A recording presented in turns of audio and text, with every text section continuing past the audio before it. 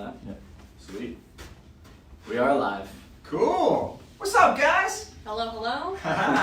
Love it. Welcome back to another episode of Access Omaha. Appreciate you guys tuning in. Thanks so much. We have a fantastic guest for you today.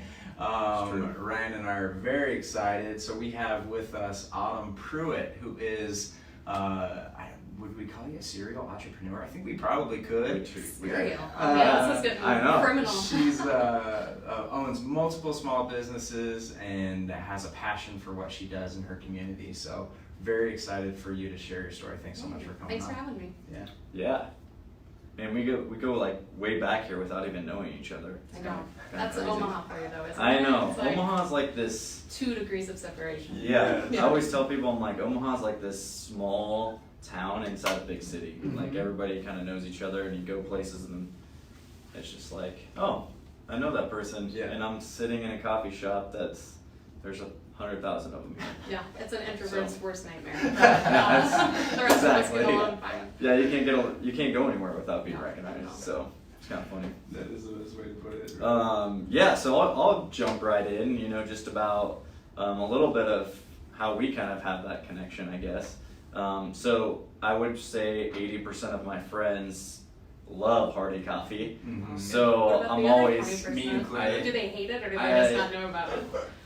They probably just don't know about it. That's what I like to And my wife, like, she'll admit she's a coffee snob, and she's like a Starbucks coffee snob. And I'm like, Starbucks, yeah. But maybe I'll take that sack of beans home for her and let her grind that thing up. Yeah, And it's a little gateway drug. I like it.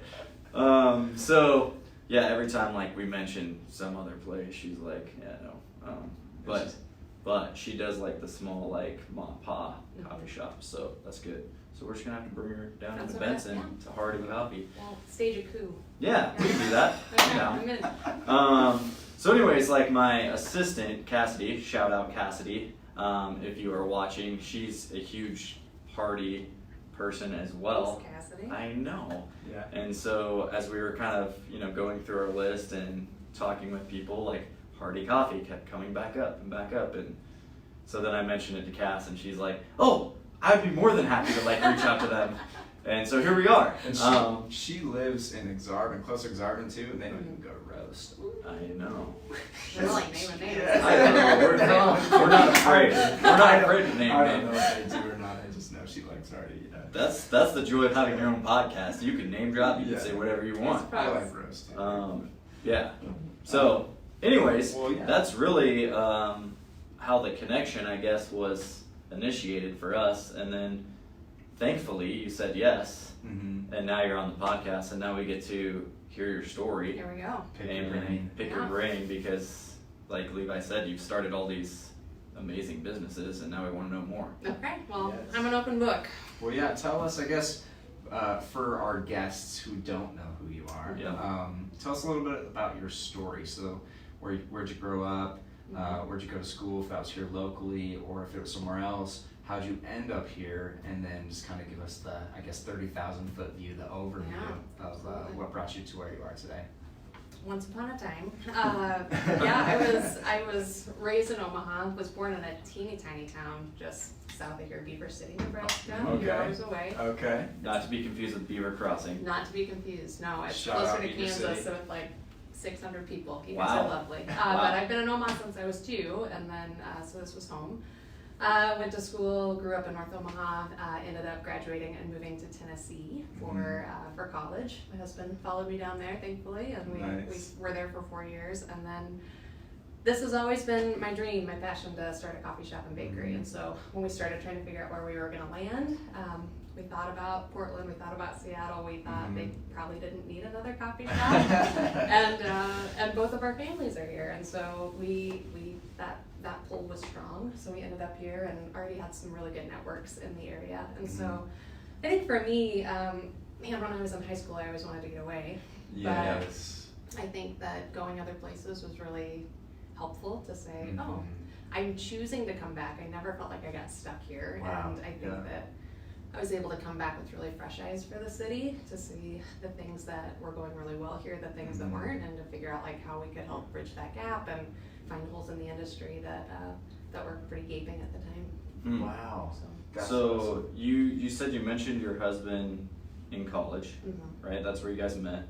That's not where we Well, met. okay, that's where you went. He went to college with my older brother, and so Okay, that was okay. a situation where And they were friends? They or- were friends, they yeah. were- Wait a Yeah. second. So now So we're he So was how long? already- How Okay. long was he courting you? You know, we were very good friends for a while, and then before I moved 1,000 miles away, we thought maybe we should see if there's anything here. And Yeah. so we dated the summer before I went to school, and then long distance for 2 years before he said, "We'll just move south and work and support your educational habits." And we were down there together That's for a while. awesome. Yeah, so. Where did you go to school for? I went to Milligan College. It's a liberal arts school down in East Tennessee for business. Yeah, Awesome. so I dual majored with business and humanities because I wanted the most bang for my buck. But Yep.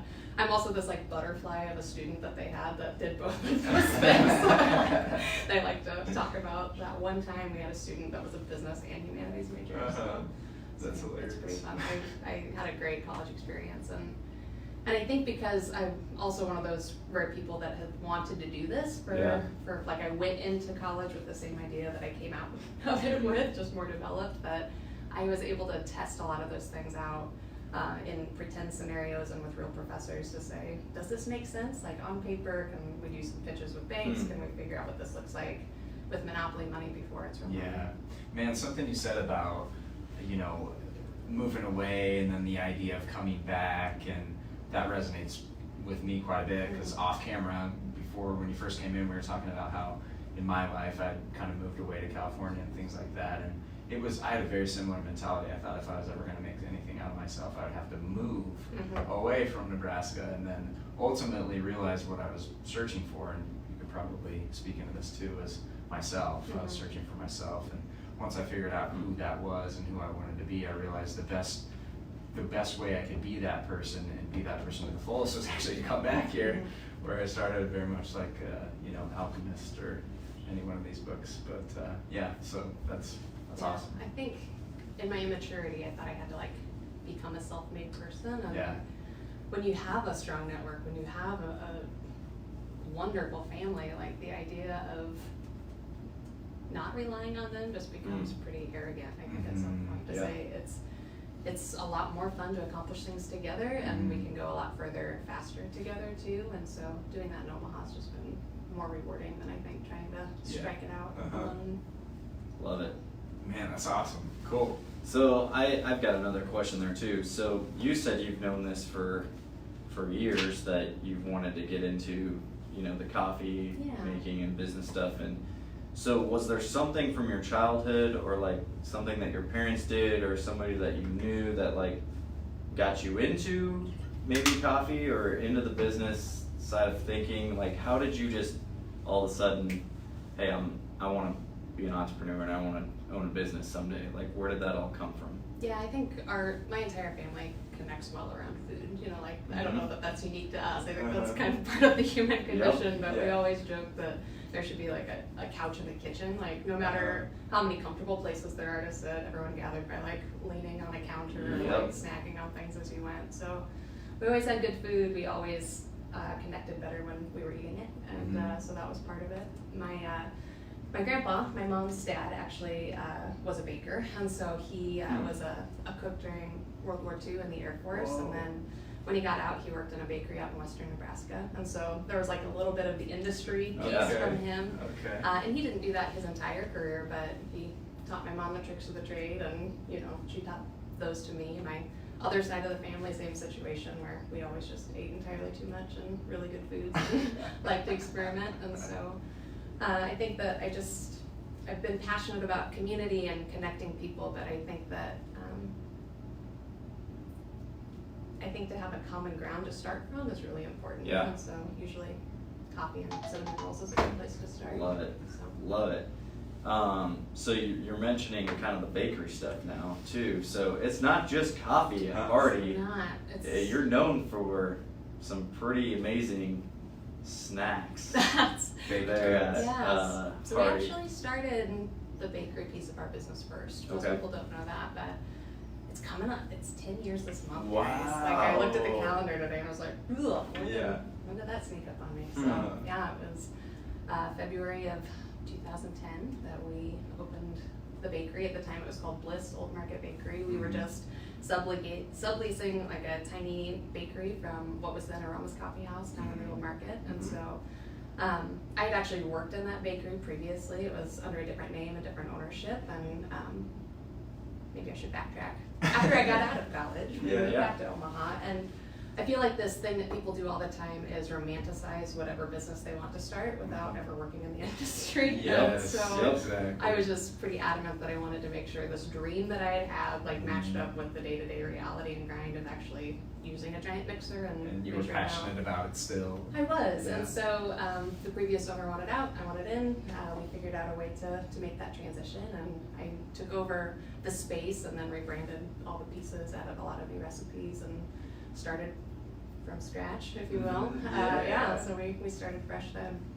Man, Isn't that awesome? it is awesome. So at the time, I guess, okay, let's say, you know, before you purchased Aromas, right, or kind of worked your way in there, you own Bliss, you're making awesome baked goods. What was like your most popular thing that you made? Like, what was the thing that everybody's like, oh my gosh, have you been to Bliss? You gotta have this, you know? Yeah. What was that thing? I think it was and still is our cinnamon rolls. Like our cinnamon and pecan rolls are Oh, just, the pecan rolls. yeah, They're it's so good. they just are the right amount of sweet and Be the extra right amount of nice. chew, and like the we use a sour cream based frosting instead of cream cheese, and it's just a little bit tart and real nice. So Be extra nice to your barista and see if they'll throw it in the microwave for you for a couple of seconds. Just get a little soft. Ooh, yeah. love that. That's good stuff Yeah. right there. That's good stuff. So let's talk about, so we know a little bit about like the baking and the coffee. Is there any other things that you guys are like part of or do outside of that or with the business, I guess? With the business. I mean, the three main components of what we do are the bakery, the coffee shops, and then our roasting facility that we started roasting coffee in-house in 2015. So we have every piece of that puzzle underneath our brand, which is pretty great. I don't know what other pieces No. you want us to be involved in. You did meetups too, right? You host meetups once in a while Yeah. at Hardy and stuff like that. So I think for us, one of the best things about being a brick and mortar, and one of the worst things about being a brick and mortar, is you have all this physical space. And so for us, with especially so many other startups in the area that maybe are working remotely or have ideas that are larger than the size space that they have, we love to partner with them and to have people in our space connecting that way. And so I mean, we've done a variety of meetups over the years. We do Coffee and Code once a month, but Shauna Dorsey and I started together. Yeah. It's been 5 years ago now, I think. And they still do that once a month? That's awesome. So, I mean, and she's like passed the torch on to multiple people since then, but to say, hey, people with this like-minded passion, like get together once a month, drink some coffee, and learn from somebody in the area that's an expert, and then get on with your day. Yeah. And so things like that happen frequently. My friend Ariel Panowitz and I started a small business meetup, a panel discussion, whole event thing back in September, and we've done 3 of them now that have just been really fun. Awesome. What's that called? We call it artwork, and so it's this idea of like creatives in the area and how you can monetize those things, and really more just the opportunity to connect with other people that are small business owners. It's real lonely sometimes. Like, everyone's just like head down in their own thing, and they think I must be the only person that's ever dealt with this problem. And she and I were having coffee one day, and we were like saying those things, and we're like, wait a second, there's so many good people in Omaha. Let's all get together and figure out how to solve these problems together, or at least feel less alone in the process. And so those keep growing, and it's been super fun to highlight other people in the area and have a full house. Yeah. So Live music. live music. Right? Yeah. So we got live music. When I wrote my first book, I held my book release there, but it wasn't a party coffee at the time. I think it was like Aromas and 402 Collective, like kind of Inner Mind, but I loved the atmosphere, and like everybody that came in was like we never even knew this place existed, you know, and so. You always like love and hate that statement. Yes. Like, at least you know here now, but we Yep. gotta be a worse But place I either. think it's good though that like, you know, when you have those types of things, you know, you're always looking for different ways to show people new things and get them in, and a lot of times some people just get so used to the places that they do like that they don't venture out and go to new places. But then when you have an event like that where they're forced to, yeah, we want to go support them, but it's at this place, I have no idea where that place is, they go and then they're like, oh wow, like this place exists. Yeah. So I think it's good. Like I mean, I think it's a good thing when people, at least in my opinion, when they're like, I didn't even know this existed, like to open up your horizon there a little bit and see that there's more than just 1 or 2 coffee shops in Omaha. Yeah. And I think for us, like, we are aware that we are not the most convenient place to go. I mean, Yeah. we don't have a drive-through. Parking in Benson is hit or miss. You know, same with downtown, but so we try really hard to make sure once people are in the door that they have a great experience and that the space and personality of the shop matches what they're looking for. Sure. Or a cup of coffee that's worth slowing down for, or at least getting out of your car for. Yeah. Yep. You got the walk-up window though. I love the We walk-up do have window. a walk-up window. All of our Benson's got the walk-up. all of Everyone our does. pet- Oh no, I just meant yeah, all of yeah. our pet-friendly neighbors are big fans, so they can just take their dog for a walk and grab a drink on the I way. love that too. I mean, we've had, I don't know if you offer this, so I don't want to throw it out there too big, but we've had situations where we called before and like, hey, you know, I want 2 pumpkin spice lattes and like pre-order, hit the walk-up window, they're like ready to go, Oh, yeah. just pay and on Happy the to way. know. Yeah. Yeah, love those. Those pumpkin That's a spice great lattes idea. are insane, by the way. They use like real pumpkin puree. Y'all, I know it's out of fall, but just next year. Just wait till September, Yes, though. It's gonna mark be your delicious. calendars because they are awesome. We love those. Yeah. Yeah, that's a labor of love. You're like Mm. straining pumpkin on the back kitchen, but it's Uh-huh. worth it. It's so good. Oh yeah, It's so they good. are. They are. That's good stuff. So, you know, you got the business, Bliss, and now you've taken over Aroma's coffee house, and it sounds like it's all fortuitous, right? But at what point, I guess, did you make the decision, or maybe you had already made this decision up a long time ago? At what point did you decide, I guess, or what was kind of the light bulb moment for you that you're like, you know what, we should really vertically integrate all this. We should have everything where, you know, under one roof, Bliss Bakery, you know, the Hardy brand, so to speak, and the Hardy name now becomes Aromas. You roast your own coffee, all these things. What was the motivation for you? Was there an actual catalyst, or was it something you had planned for a long time? I mean, it's always something that we wanted to do. I think that everyone knows that baked goods and coffee go well together. But for the first year and a half, we were just trying to get really good at the one thing, you know, before we took on more than that. But we would often joke, my husband and I would be like, you know, someday when we have Aromas, you know, Yeah. we talk about that because it was an interesting thing where we didn't have any control over Aromas at the time, but we were always associated with each other. I mean, we shared an entrance, and then you would like veer left to make it to the bakery counter, and you would go straight down this like very long, narrow walk of shame to get to the Aromas counter in downtown. And so when we had the opportunity to really integrate that into one experience, we jumped at the chance. The problem was that I had no coffee experience. And so it was one of those things where it was like, yes, we want to do this. We will figure out how. Now I need to go to coffee school. And so what that meant for me was a lot of reading, and I hired people that knew more than me. And yeah, Leslie Wills, if you're watching. Shout Shout out. out Leslie. Yeah, somebody that had a passion for small business that said, I think that I could be wildly valuable here. Quit a job at Starbucks where he was managing to come and really made sure that we could take our coffee program to the next level. And yeah, brought me along for the ride to say, okay, I'll teach you everything I know, and then we're going to keep learning more together. And so that was incredibly helpful. Wow. I think we retained the staff from Aromas initially too, and so it wasn't training an entire new staff right out of the gates.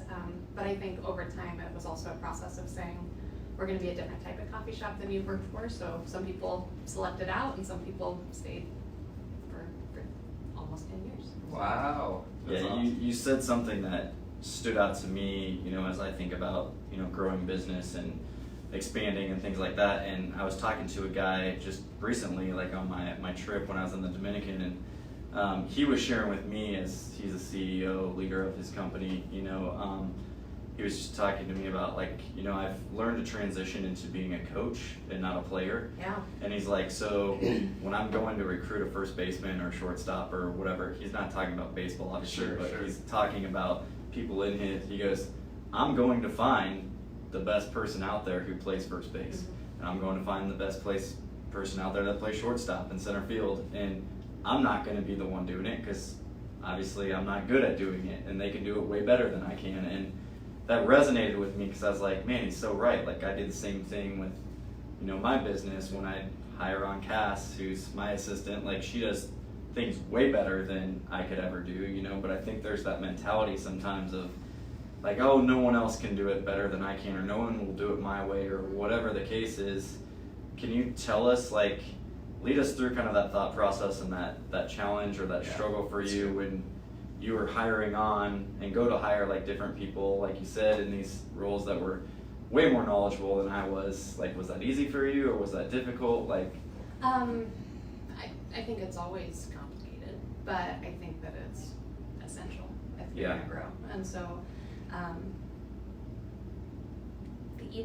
the E-Myth Revisited. Have you guys read that book? I'm trying to remember who the author is, but sorry. E-Myth Revisited. Yeah, and they talk about how the E-Myth is that the myth is that every business owner is an entrepreneur. And so he said that most people that start businesses are really technicians. Like, I fix cars, so I'm going to start an auto body repair shop. I bake cakes, so I'm going to start a bakery.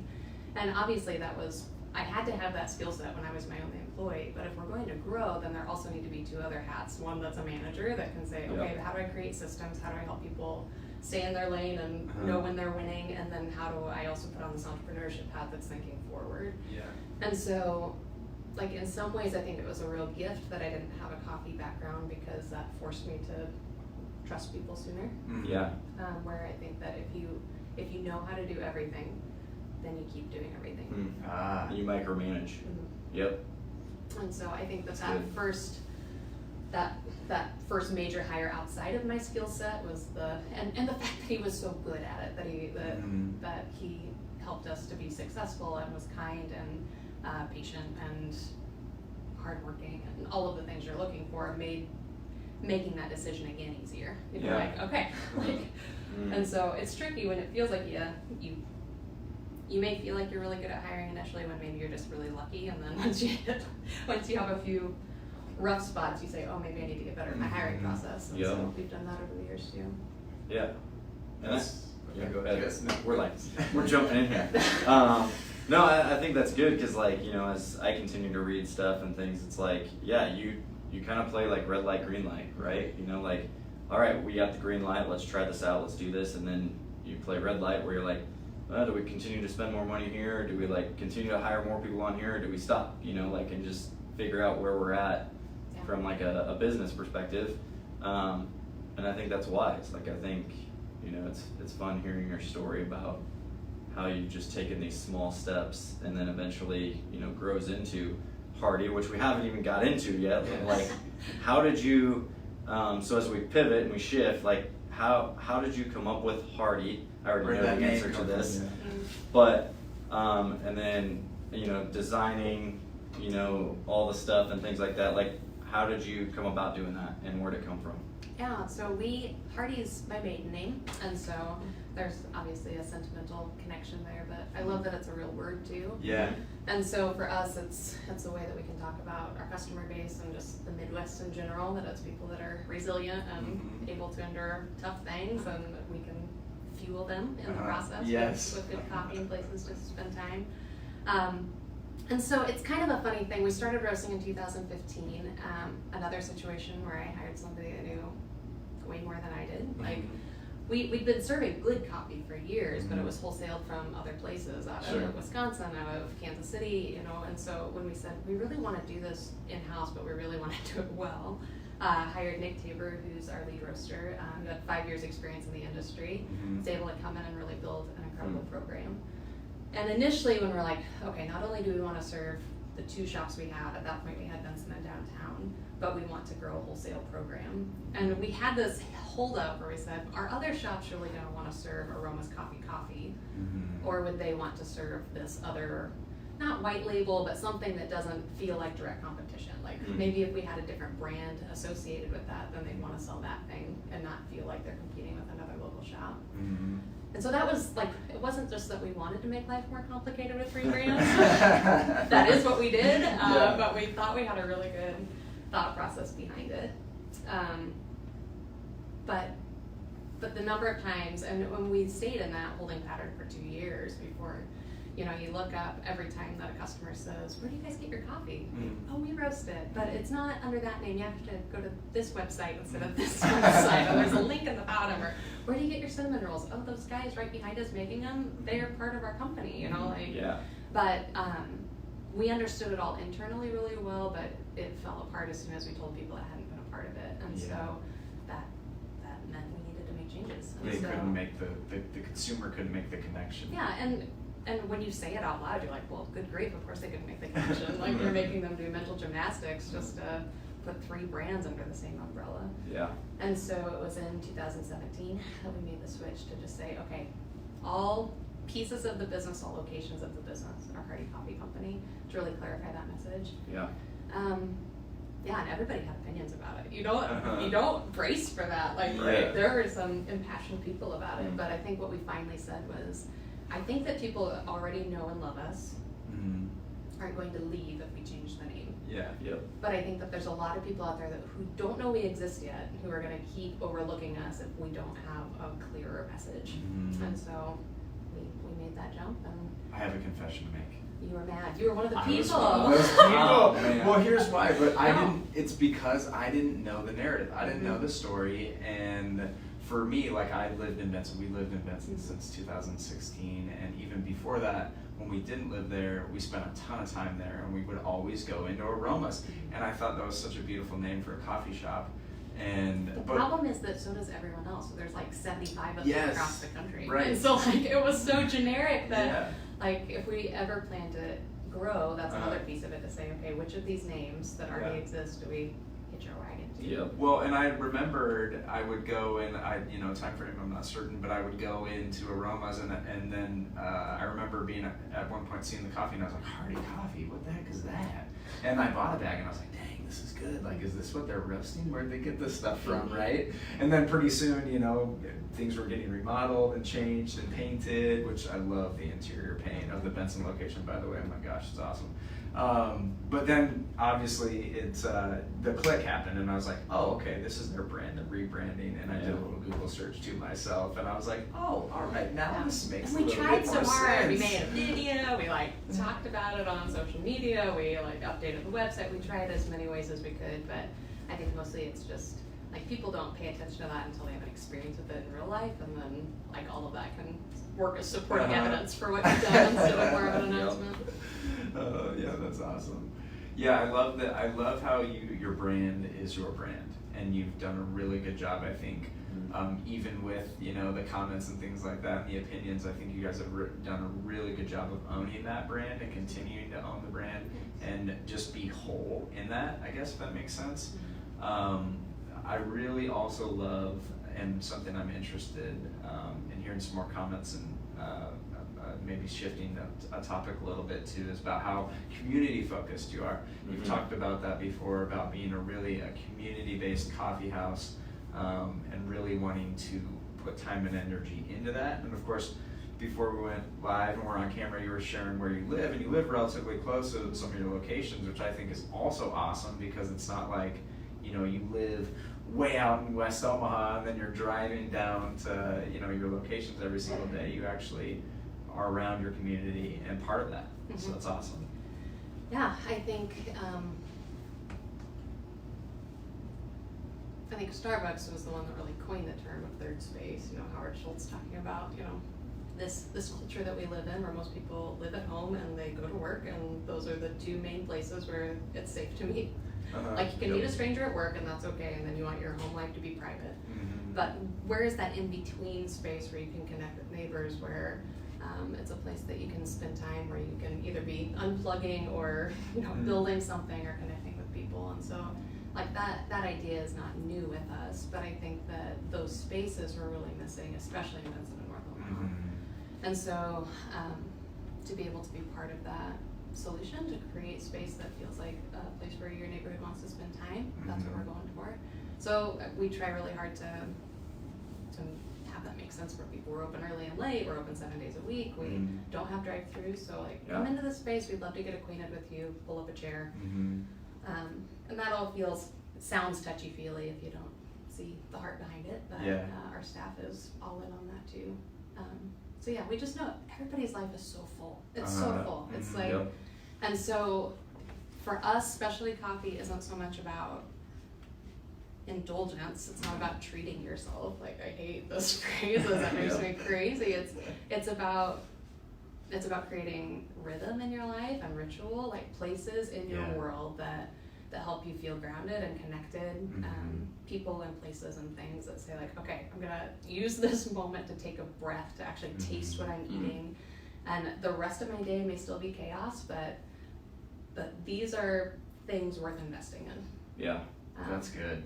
And so you can get a bad cup of coffee for just as much, or you can take a second to drink a good cup of coffee out of a real mug and like taste it and enjoy it, and maybe connect with a neighbor you haven't met before. Slow down. I love that. Me too. Like I just got back from the Dominican Republic, and so everyone's been asking me like, how was your trip, and you know, what did you learn, and all this other stuff, and there's so many things I can pull from, but one of the main things is it was my third time back, and we go into these villages and we interact with people and have conversations and all these different things. And the one thing, and I still remember from my first trip and then coming back to the States, was you know, the Dominicans love being social.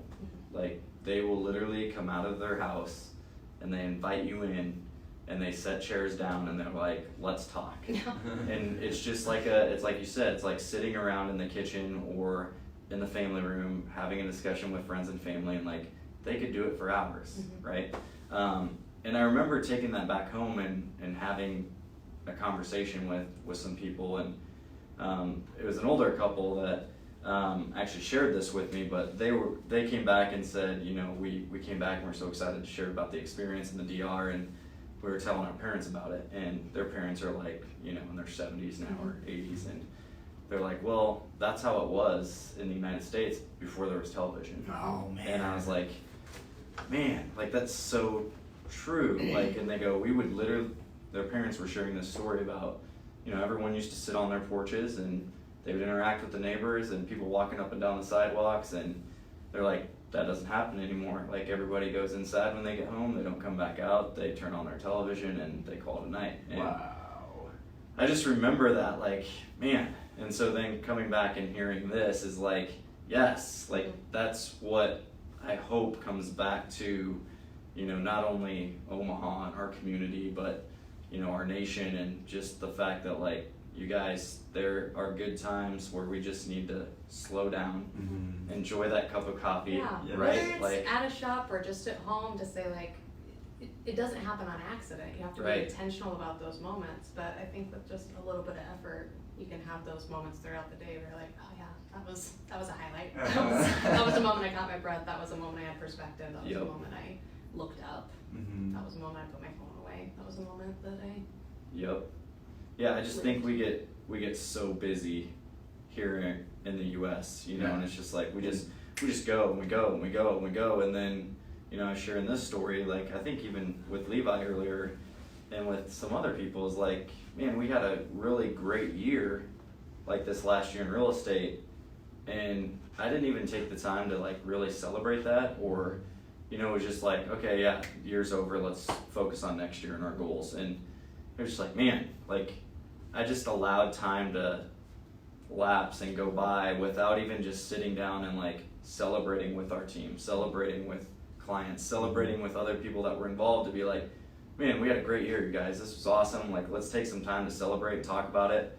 But it was like, we're just so driven to like move on to the next thing. And it's like, this next year, we've talked about it, I'm like, I want to spend more time like sitting down with people, listening to them, like really enjoying the moment and being in it and celebrating you know, or like praying for that person or whatever the situation may be, to just really live in that moment, as opposed to like, okay, I got 20 minutes and then I got to get to my next thing. But it's like, don't miss out on those 20 minutes. Like, intentional live in time those is, minutes, you know. it's hard to find, Yeah. but you know, it's, I think I agree 100%, something that you have to do, because, and especially the older you get, you know, we all know this, I'm sure, but when you're a kid, your parents always say, oh, time goes faster when you get older, and you're like, what? No, it doesn't. That makes no sense. Yeah. It does. Yeah. It totally does, you know, and especially when you're doing the same things every day, you don't have those moments where you can just sit and kind of catch your breath and go, oh, whoa, this was a highlight of the day.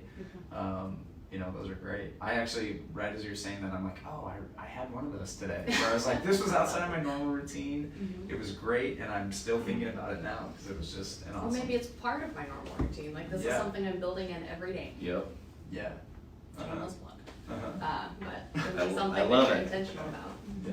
So as we've talked about community, you're big on that, you know, and everything we've talked about today. We always ask this question. I know. I'm nervous. The heavy question. The heavy question. All right. And it kind of fits into, I think, a lot of the stuff we've been talking about, and we probably already know the answer to this, but as you think about the legacy that you want to leave, you know, like in your community with Hardy, and just what you want to be remembered for, what is that? What is there a vision? Is there just a saying? Is there a lifestyle? Like, what would you like Hardy and your legacy to be left with? Yeah, I think it's so much of those things that we just talked about. You know, a place that feels a lot like home, a place that feels like where you can connect. We always say internally that we're excellent, local, and approachable. Like those are the three things that we're driving for all the time. And so we want to make sure that we're not so touchy-feely about community, that we're not offering a good product. Like Yeah. good customer service starts with a great product. You can't just smile at a person and then expect them to drink something that's not good. You know, like, that doesn't add up. So we want to be relentless in our pursuit for an excellent product, whether that's coffee, baked goods, everything in between. But we never want somebody to feel like they aren't cool enough to come in the door. And so we just want to meet people where they're at and to say, what can I make for you today? What are you craving? You know, what's going on in your world? You know, like the number of people that are just need a minute to connect with a real human, like to pay attention to who is on the other side of the counter so you can meet them where they're at. So we want to be excellent and approachable and of course local. I think that there's a big push to support local, at least people talk about it a lot. And so I just get so excited when people choose to vote with their dollars to keep local establishments open, to step outside of the safe routine of a chain, to say, oh no, like this sort of place makes my city feel unique, and so I'm going to continue to support them, whether that's us or any number of small businesses, to say, how many of these dollars actually stay in our community if we shop local? How many of these dollars go to support just a better environment? And small businesses that aren't going to just pack up their doors and take hundreds of jobs somewhere else the next day if they want. And so I think people talk about that a lot. I'm always excited when they back it up. That's good. And I think once you're part of a small business, you just see each other everywhere. You know, like,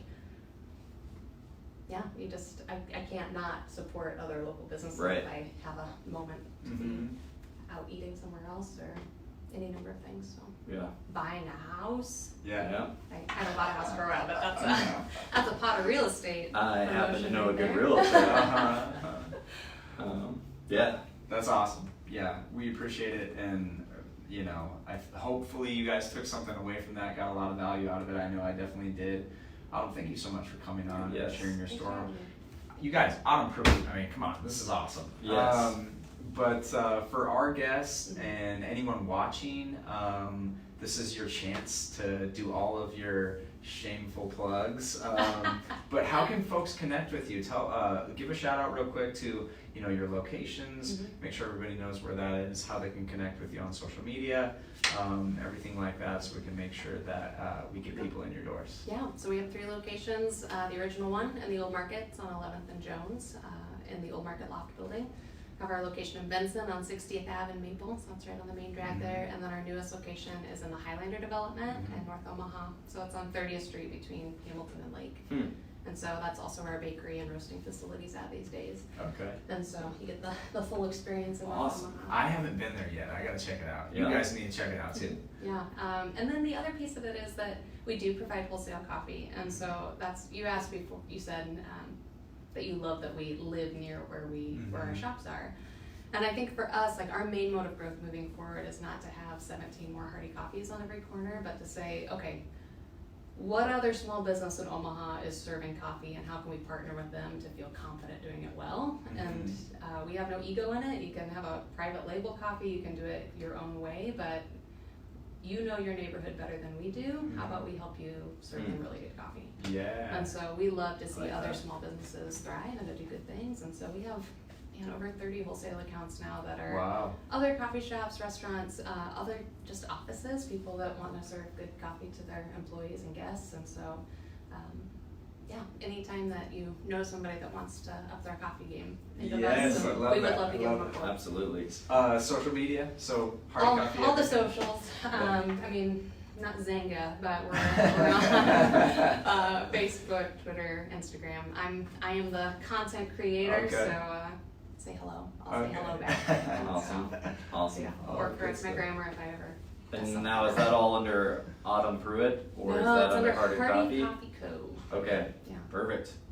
Yeah, so Yeah. huge My shout out own there. personal account I post on 6 times a year, Yeah, so yeah, it's going to be yeah. a lot more exciting to follow Hardy Coffee Co. Okay. There you Awesome. Awesome. Give a like, give a share, Yes. guys. Connect. If you have not been already, check out one of the locations. Amazing, amazing coffee, awesome baked goods, and just connect with some really cool people. Take a minute out of your day. Be intentional. go. Amen. Thanks, guys. Have a Thanks, good one. guys. Thank you, Autumn. Boom.